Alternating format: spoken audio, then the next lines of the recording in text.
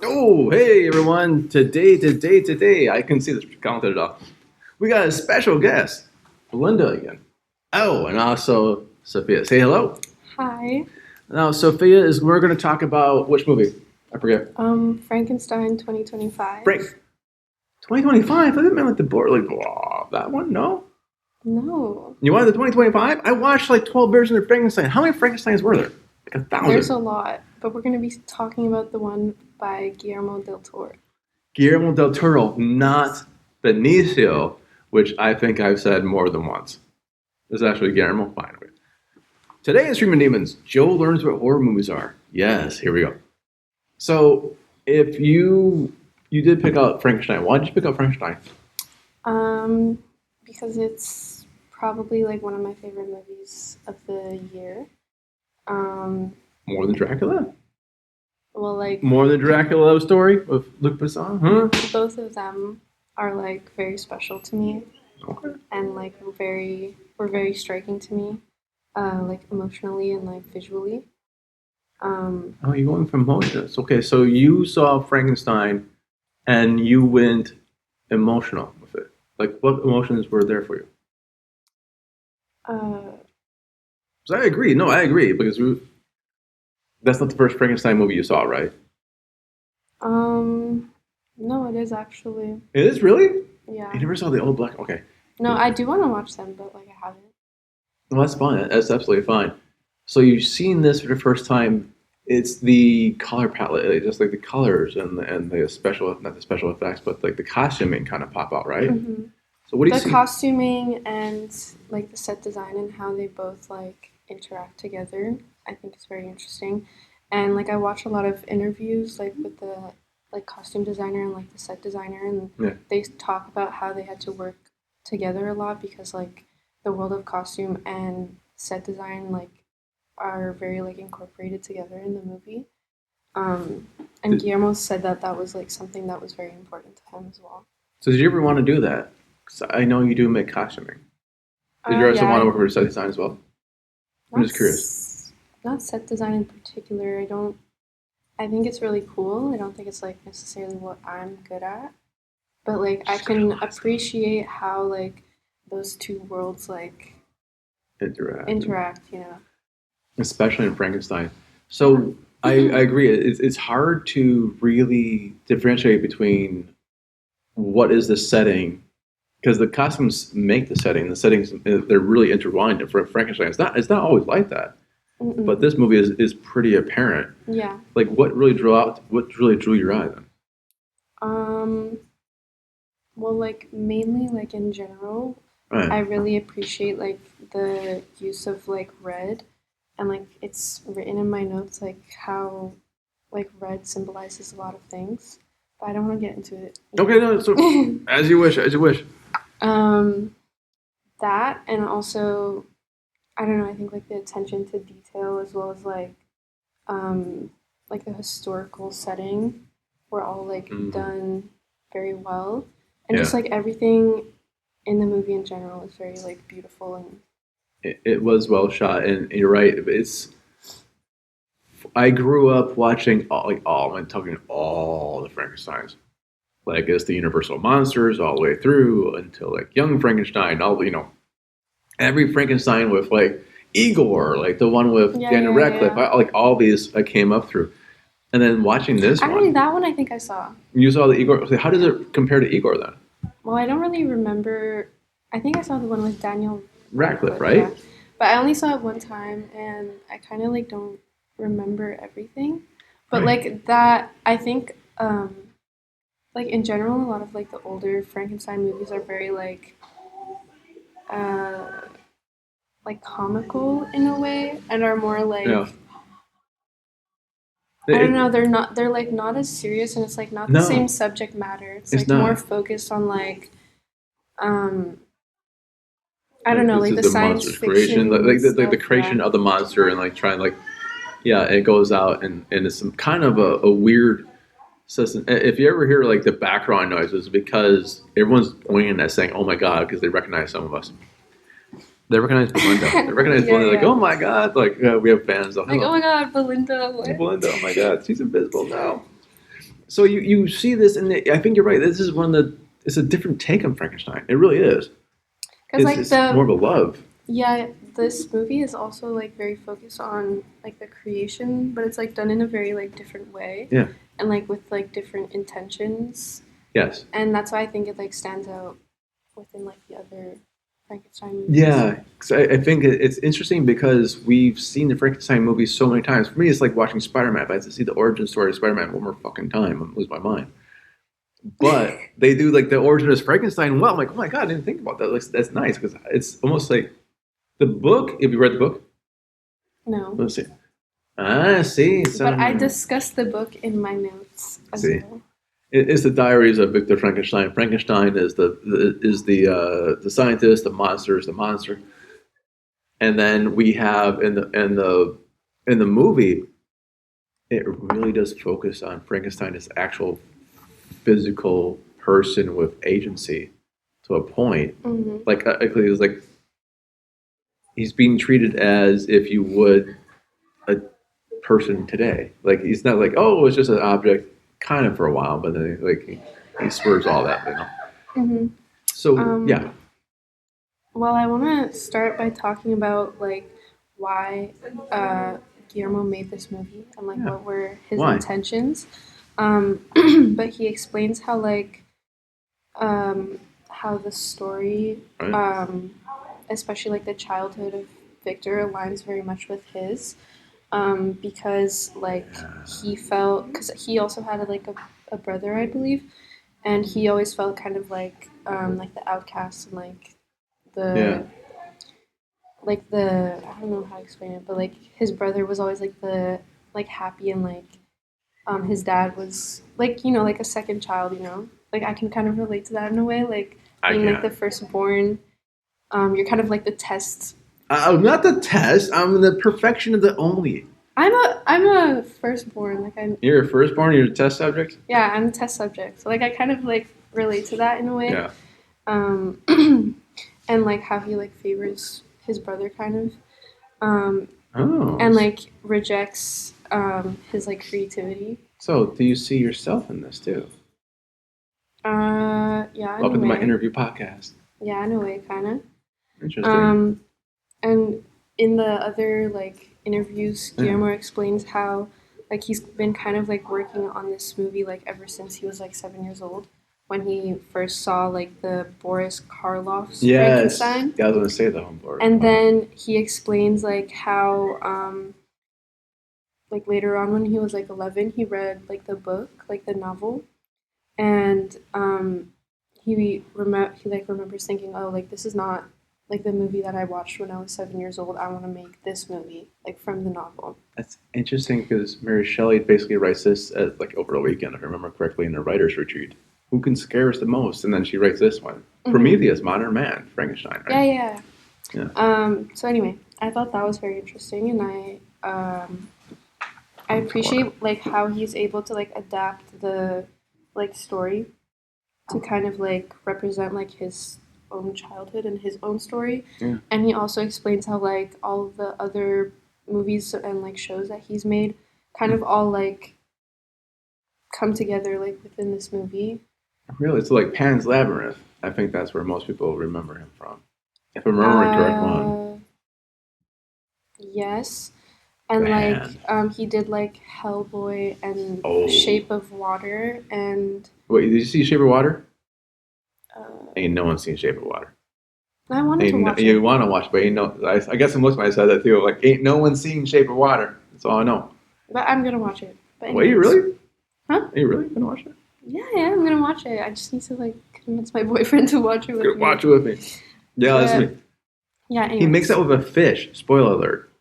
That's basically the Shape of Water. No, I know what the story How are you gonna convince your boyfriend like, hey, you want to see a fish make out with someone? Hey, you want to watch the Shape of Water with me? Because he's gonna do what I ask.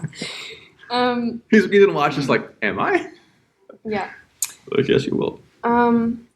Now, basically, I want to talk about like the symbolism throughout the movie because I think that's very present and like very important. First, I want to talk about like the symbolism like through the characters, and then like the symbolism through the costumes. Oh wait, so you're breaking down between character and costume then? Yeah. Interesting. But like both are kind of like also like related, but I'll explain Right. that. Like firstly, as I mentioned, is the symbolism like with Victor's mother and like the color red. Because she's a whore? What? Scarlet Letter. So, okay. Back in my day, the color red was actually colored red and yellow. Yellow was, prostitution, but red was like the Scarlet Letter. That's why I was like red. Oh, okay. Well, I didn't know that. So you're not calling Victor's mom anything bad then, I see. No. Pink. I just like the color red. Firstly, it's like my favorite color. But like one of the first scenes is like his mom with like this crazy like red shawl thing. It's amazing. And then like when she dies. Spoilers. Yeah. She dies like early on, but yeah, still. You can't really like see in this picture, but like he has like her blood on her like from when she like is miscarrying. I think, and like both of them are like sitting at a table, and she like starts like miscarrying, and there's like her blood. She like wipes it on him, and then like he calls his father over to like come help, and then his father like kind of like pushes him away, right? Because it's like, oh, like get away from your mother, like she's like this is like a serious situation, and he's like calling out for her kind of, and then she dies. Right, because his father is like this very well known doctor. Yeah. Yeah, and he makes Victor kind of like always must live. You must live very serious. Blah, blah, blah. And that's like another thing. I think like Guillermo translated through like his childhood was like that he felt like his father was always like very stern and was very like not open to his creativity, whereas like his mom was. Right, which is weird because you see. Can you imagine like the horror world without him? Yeah. It looks so fucking different. It really would. Anyway, and so like throughout the movie, like you can see how like the color red is like something that is constantly like staying with Victor. It's like constantly he always has like an element of red, like here like with his gloves and then with his scarf. So he always like has like a symbol of like his mom throughout the movie. Okay, I would not have gotten that. Honestly, I didn't get that. But I can see that's what I'm here for. I know, right? I can see. You explained that. Like, fuck, that's pretty cool. Because I'm like, oh, he's got blood on him a lot. Like I'm very surface level, I guess. And you're like, no, it symbolizes this and this and this, and it has his mom throughout the movie. I'm like, fuck, that makes sense now. Damn, that was good. But it is like a bit of both, maybe in a way. But it's. I like the symbol. I like your angle on the symbolism because that means he never kind of gets away from like not the shadow of his mom, but he never gets away from the memory. Yeah. Of the love of, and sometimes it will, sail in one direction or another. But so that's red. What else we have? So then there's like the symbolism between like his mom and Elizabeth, which are purposefully played by like the same actress, Mia Goth. Oh, ignore my text. Ignore all those texting. But yeah, this is like her as like the mom, and that's her like as Elizabeth. And like the point why they use the same actress is obviously because they want to like kind of compare them in a way. Oh, compare them. I was going to save money, but yeah. Maybe that too. No. But like basically it's to just kind of draw like a parallel between the two characters, and it like shows like why Victor is so infatuated with her because it like reminds him of his mother. Well, that happens in David Tennant and Patrick Stewart's Hamlet. Patrick Stewart plays Tennant's father, who's dead, and the uncle who kills the father. They're the same character. I mean, they're the same actor playing the same character. Or different characters, excuse me, like this. And that goes away to kind of like, it draws a parallel between them, right? Mm-hmm. And it's absolutely that way. And I wasn't so oblivious I was watching this movie. I didn't like, oh, is this the same person? No, but it does kind of make a striking feature. It's almost like you fall in love with a person who's like your parent type thing. That makes, it's kind of like, oh, it's I wonder very going like like Freudian? A bit. Yeah. It is a bit, right? I thought about that. Yeah. It's like, oh shit, like, this is like exactly like his mom. Like, no, Yeah. it isn't. No. Anyway, so there's that. And I'll explain like more through the costume, like how the parallels are drawn between them. But like, anyways, for more like the characters is how like Victor's complicated relationship with the creature kind of mirrors his relationship with his father. Oh, I can see that because it's almost like the way his father treated him. Yeah. Very stern, very strict, very like, what the fuck you doing? This, this, and this. And almost like, his father treated him like property for a long ass time. Yeah. Okay, I can see that now. Okay, wow. So you're saying it's like a family that. Do you think that's also how Del Toro? Do you think that's how the director's father interacted with him as well? Like, is it just basically the entire story of his life through a horror lens? Yeah, that's what I'm saying. Like everything in the movie, like really has like a meaning parallel. And has like kind of a backstory, and it's like he's able to relate it to himself in a way. That's interesting. I'm going to rewatch this. When did you last time you watched this? Last night. Last night? I was trying to, and then I was not. But I'm going to rewatch it again for realsies. It's really good, yeah. Yeah, I almost cried again. Really? The first time I cried. Yesterday I almost cried, but I didn't. But anyway. Without too many spoilers, what part did you... Is it the obvious part? We already spoiled stuff. And I'm going to spoil more stuff after. Tell you what, if you haven't seen this movie yet, pause this right now, go watch the movie, come back. It's been like a year right now, at least a couple months, right? I mean, it's in streaming right now. Like around Christmas, I think. Yeah. So it's like 6 months already. Go watch it, come back. We're going to spoil the shit out of it right now. So what part are you crying? When Elizabeth dies. Yeah, me too. And he's like carrying her to like that cave. Yeah. But anyway, I'll get back to that scene because there's other stuff I want to discuss. It is an emotional movie. It really is. But yeah, anyways, I talked about how like now we're moving on to the costume. Costuming. Very important. But I already discussed how like he always is wearing red to like represent his mother. But anyways, Elizabeth's costumes in the movie are like what really like struck me a lot because they were all like so like, fabulous and extravagant. They're fantastic. No, I mean, did they win the Oscar? I can't remember. Yeah, I think they should have. They did. For costume design, yeah. They did. Like hands down. Anyways, so basically, I appreciate how Elizabeth's costumes. They highlight how different she is from everyone else. Like when you see her like in the room, I think she's wearing, vibrant. Yeah, that's like the whole point when she's like wearing this. You can see how like she's different from everyone in the room. Like nobody is dressed in such vibrant colors as she is. They're all like grays and dark blues and like blacks. It's all like dingy. Even the whites are dingy. Yeah.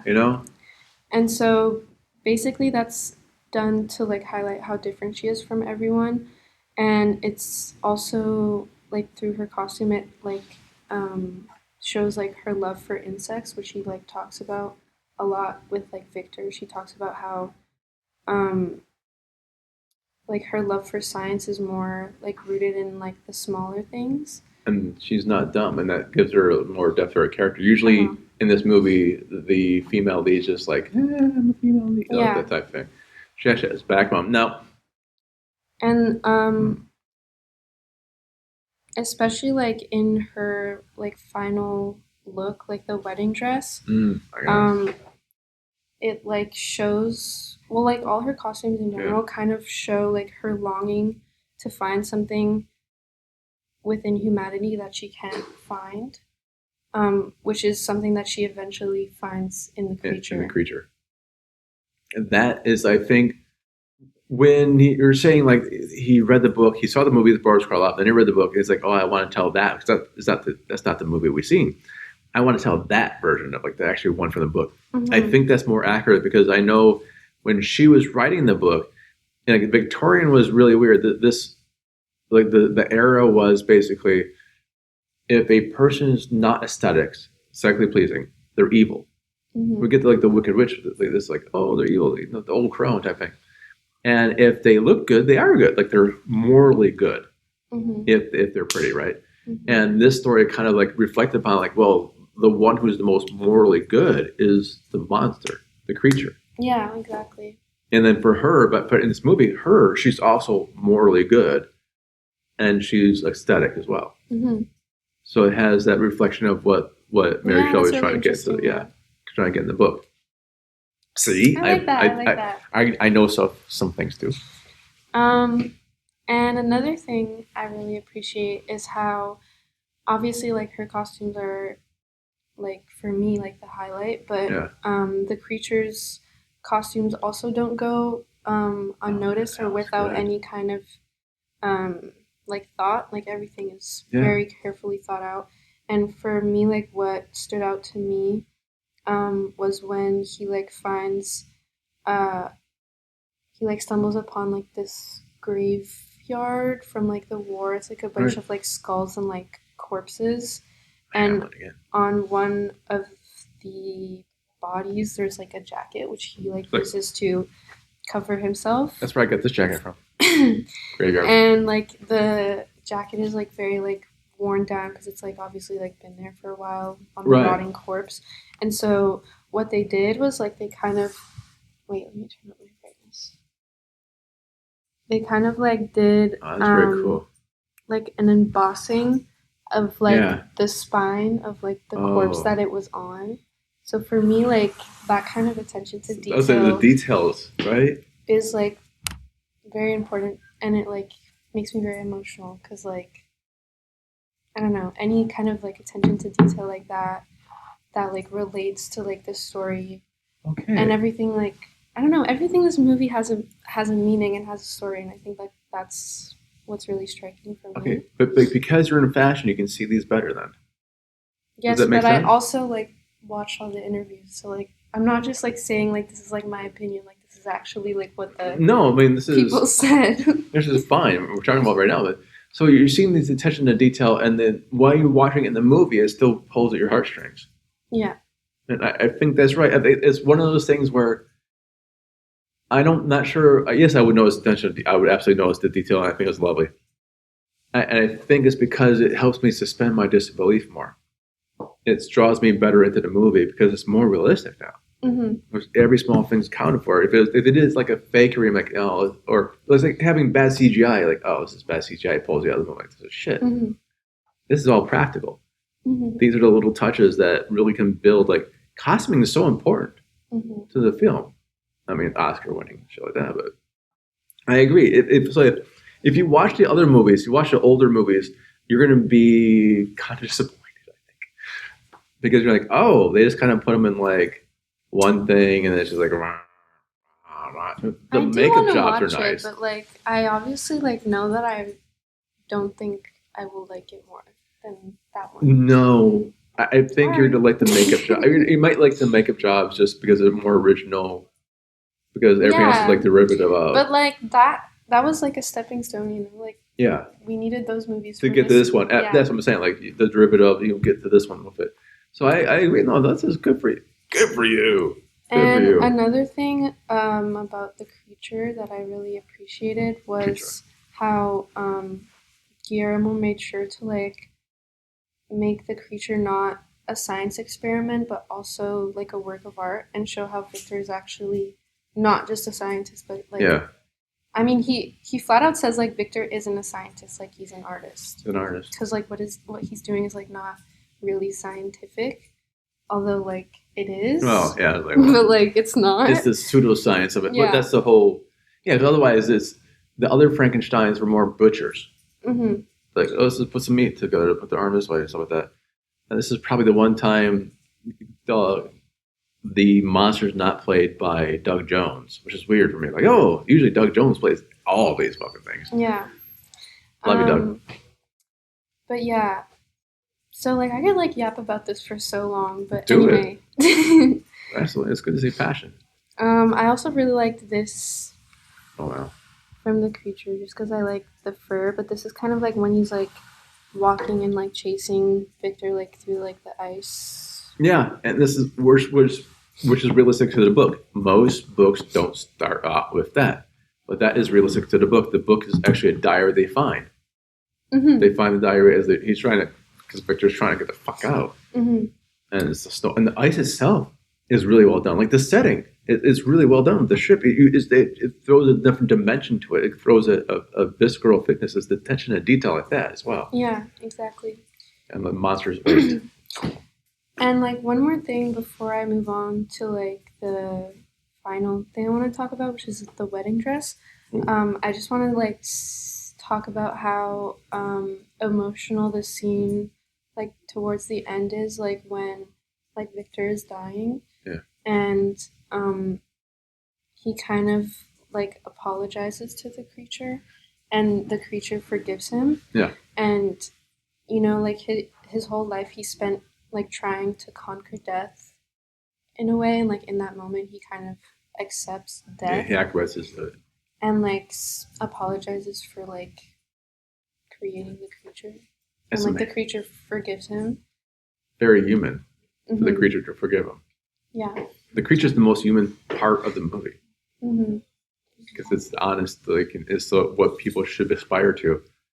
And the whole scene, like, or like the whole part of the story where like he's like with that old man who's like played by Walder Frey.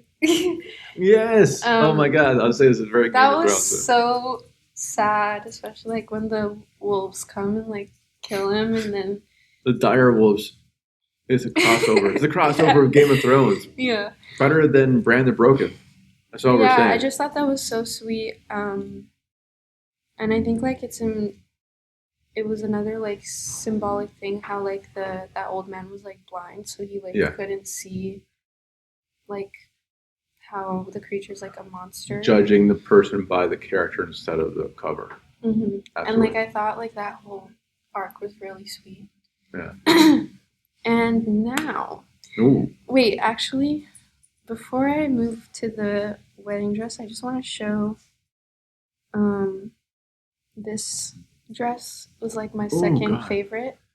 The color, like again. These are just my favorite colors, so yeah, but it's also like you see Elizabeth in a lot of red as well, especially here. Kind of, if you look over here, it represents. It looks like this over here, like when his mom is like in the coffin or whatever. Yeah. Oh my God.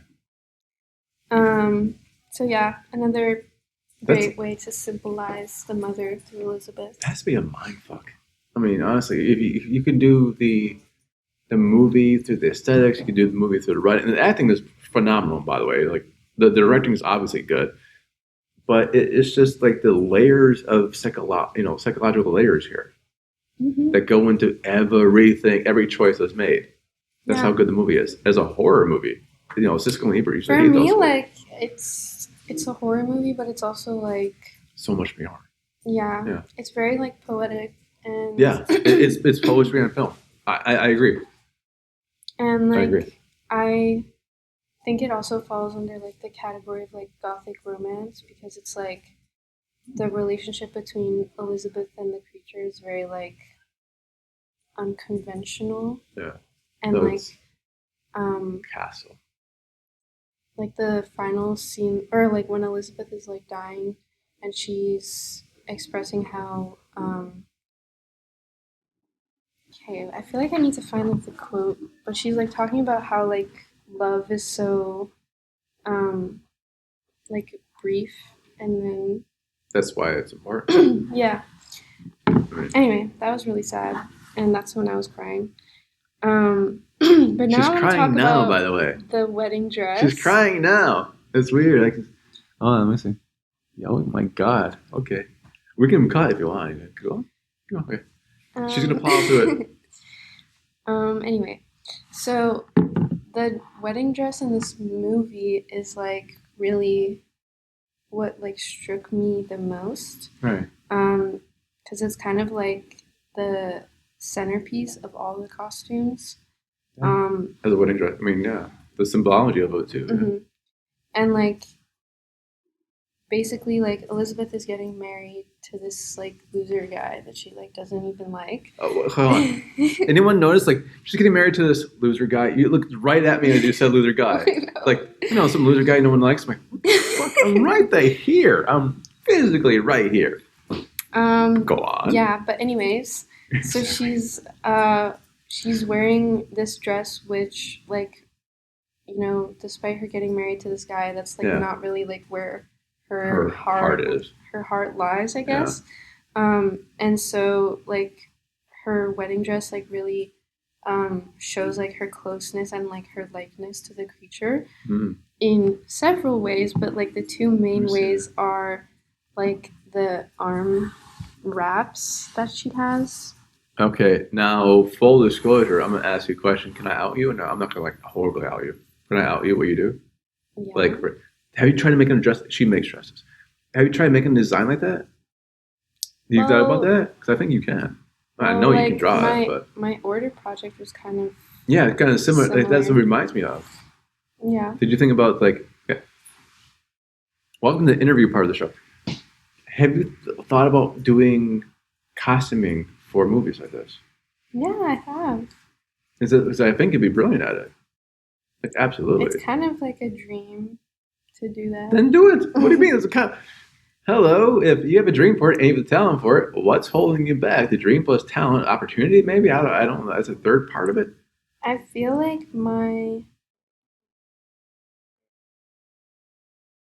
because you're going to show, I know already when you're talking about it, I know exactly what dress you're talking about. And it is amazing. I would say it's Gaga, but Gaga canceled the day of the event. Okay, it's not the best picture, but like it's this dress. And that's the beauty of it, right? It's like when you think about a classic wedding, and yes, people spend bazillion dollars on wedding dresses. Yes, they spend a bazillion years picking out the perfect one. It's not the classic wedding dress. I hate a classic wedding dress. But that's exactly. Sorry. But that's good. I mean, that's exactly it, right? It reflects her inner turmoil. Yeah. Like, this is her wedding dress. Most people we're doing pristine princess stuff. Like, no, this is who I am. Mm-hmm. Like, it's not like the poofy and the this and these. See how you tell I'm in fashion. I use all the terminology, the poofies and the these. And this is what the dress you made. Mm-hmm. But it was like, I still want to wear that one, by the way. I can fit in that one. Can I? No, probably not. Can I really fit in that one? Yeah, for sure. Can I? Oh, yeah. No, see, fucking some. You're like, yeah, of course. Yeah, you can fit in this. Sure, yeah. Yeah, it's your exact measurements. Exact measurements for like one of my fingers, maybe. I don't know. But it's okay. A, amazing talent, straight out. And B, if you need someone to create your movie stuff, right here, like and subscribe. Anyway. But yeah, it reflects her inner. Mm-hmm. And also the rib cage. Oh wow. Corset kind of like reflects the creature again. Yeah, it's like what the creature would be wrapped up in before it gets. But like if you remember, like when he's like being like brought to life, he has like this like rib cage thing under him. Yeah. So like it's like symbolizing that in a way. And it's like like in her final moments, she like sacrifices herself for the creature, and then he like carries her out as she's like bleeding all over like the beautiful dress. And again, red. No, that's not it. Anyway, this is like low key the best scene in the movie. And it symbolizes so much depth of innocence, depth of love, mm-hmm. or even love. Honestly, it goes, love is fleeting. That's why we've said this before. Love is fleeting. That's why it is so romantic. So it's why it's so powerful. So why it's so sought after, so nice. Mm-hmm. But it dies. Yeah. And that goes back just not to his mom, who she was a symbol for the entire movie, but it also symbolizes like the visceral nation. I mean, it's visceral blood. You can't get more visceral than fucking blood. Mm-hmm. Like it is. And then he's just carrying her off, knowing that this is it. Like, that's sad as fuck. And like everyone's like gasping, and oh my god, this is so obscene, but it's really beautiful. It really is, and that's back to the old monster with a heart of gold which the one person on this planet could see correctly. Mm-hmm. And he loses that person, and she loses him, but she loses that in his life. So you feel so fucking bad for the monster. They finally have love, so fleeting, but they finally find it at the end of their lives, Mm-hmm. and the creature has to live a lot longer. Yeah. And like the Yeah. creature asks Victor, like around the same time in the movie, like for a companion, like someone like him. He's like, please, like create someone like me so that Yeah. I'm not alone Alone in this world. fucking world. Because he like clearly like is not able to die, and he talks about how every man in the world is like afforded like one mercy Yeah. and one cure to pain, which is death, which he Is can robbed never of. have. My God, it's And sad too. so yeah, he's like begging Victor to like Yeah. make him a friend or make him a companion, and he's like, Victor's like, no, because like what will happen then? You guys will like procreate, and then there's gonna be like a whole generation of like monsters, No generation of monsters like you. and yeah, That's it's really fucked. if you could live forever, but everyone else would live their natural life and die, would you? Fuck no. I don't even want to live like. Look, I don't want to live now. Are you seen the news lately? No, literally. We got Noah's Ark happening, like 30 days of fucking rain. No, I would hate that. Really? So I'm too afraid to die. I don't know though. Like if I was a vampire, maybe it would be Well, different. there you go. So all I have to do is like kill everyone you meet to stay alive. I could do that. Yeah, I feel like if I was a Definitely. vampire, I'd be kind of chill with it, you know. But like right Reserved. now, no. But if you're a vampire, you would have other people with you that you could make, which is what the creature is missing. Yeah, exactly. Yeah, right? So it's even sadder. Like, that's one really, I think, was this ever discussion between this and Dracula or no? This was always Frankenstein for you? It was always like this the movie you want to discuss, not even like, Yeah, but we can discuss. no, I like, for us, I think we're the only two people on that planet who actually saw the Dracula love story. I know. I feel like nobody's seen it. I know. Again, they about banned it in our fucking theaters. It was really hard to actually see in the theater because it was like the quick little like, oh, this is whatever, blah, you know. So we had to see it the other means. And it is a love story, but he has the ability to at least make people in his image. Frankenstein, the monster, not Victor, cannot. And so it's even like for me, that's even sadder because they still have the immortality problem to figure out. And there's sacrifice in both for love. There's a sacrifice for love in both. And which is also another sad thing. Like, oh man, you kind of like cheer for like the anti-heroes in these movies. Mm-hmm. You identify more with the, like for me, I identify more with Frankenstein or the monster. Sorry, I say the monster because we grew up with the creature than I did Victor. Yeah. Right? Victor's kind of like a bit of an a-hole part of this. No, like yeah, but Yeah. that's also kind of like part of the story and part of like his transformation. It's like that's why that scene at the end, like where he like realizes like what he's done. Yeah. That's like how it kind of comes like full circle. Takes him right. He is okay with death. It's like the Harry Potter. It's the three the whatever. They're like, oh no, you know, he greets death as an old friend type thing. He eventually gets there. Mm-hmm. It takes a long ass time for him. Yeah. But he does change, which is nice. I mean, and that's like this story has so many layers to it, and it's all character building, it's character arcs, and this whole story moves like one big wheel upon a wheel. Now, what did you think once the end credit rolls? Did you like, oh my god, I have to watch this again? Yeah. You did. Me too. It's a beautiful movie, right? It's Yeah. gorgeous. It's a fucking gorgeous movie. Gorgeous movie. No, yeah, I was like immediately obsessed.